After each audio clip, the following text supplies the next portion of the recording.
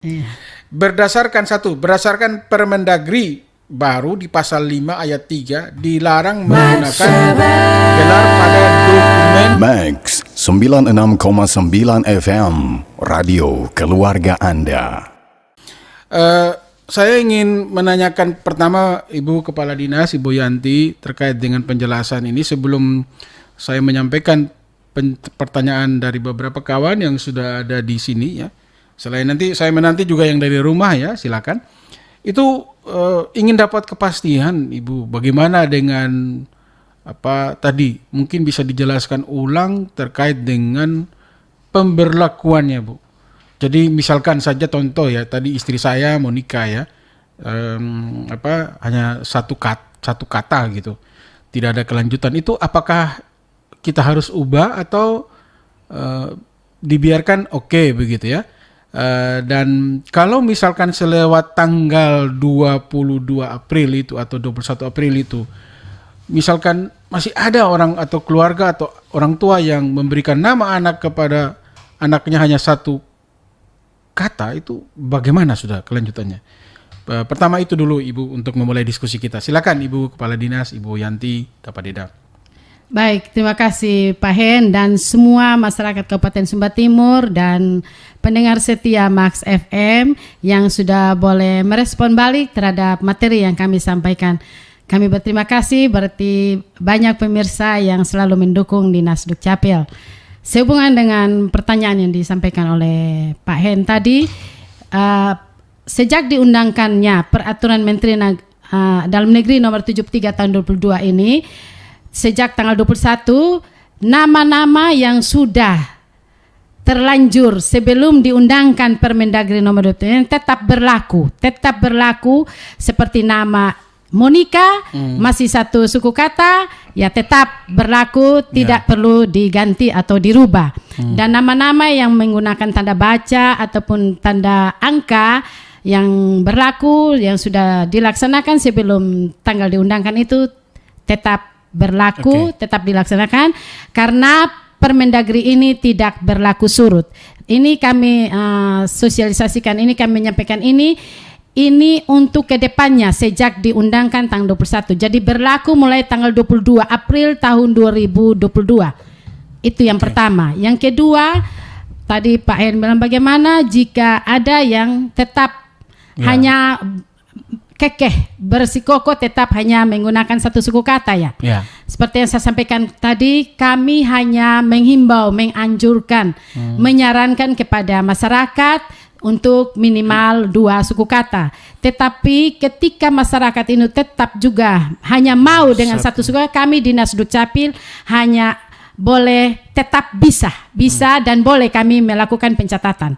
Dan kami tidak punya kewenangan untuk memaksakan penduduk untuk 2 suku kata. Kami hanya mengingatkan, menghimbau sehingga ke depan anak-anak ini tidak susah ke depannya. Seperti tadi contoh, kalau mau buat paspor itu minimal harus 2 suku kata.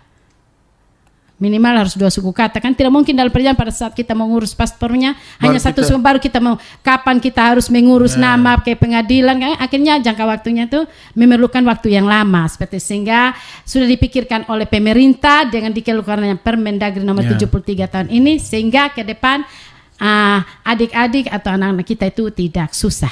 Mungkin itu dari saya. Terima kasih penjelasannya Ibu ya. Sekali lagi yang dari rumah, kalau ada yang mau telepon, nomor telepon terbuka ya di radio 0822 4703 5381. Itu nomor telepon, nomor SMS, nomor WA. Kemudian kalau mau lewat telepon live saja bisa di 0812 373 kali 5330 ya. Silakan memanfaatkan itu. Sebelum dilanjut saya sapa dulu ya, ada Pak Hermanus, ada Ica Putri, kemudian Ferdinand Fitson di Bali kelihatannya, kemudian ada Pak Nelson Butar-Butar ya, Pak Julius Njurhapa dan Juvindo, dan di YouTube Live ada Pak Nelson Butar-Butar ini menanyakan ini di WhatsApp pun ya. Selamat pagi Pak Hendrik dan Ibu Kepala Dinas Dukcapil Sumba Timur.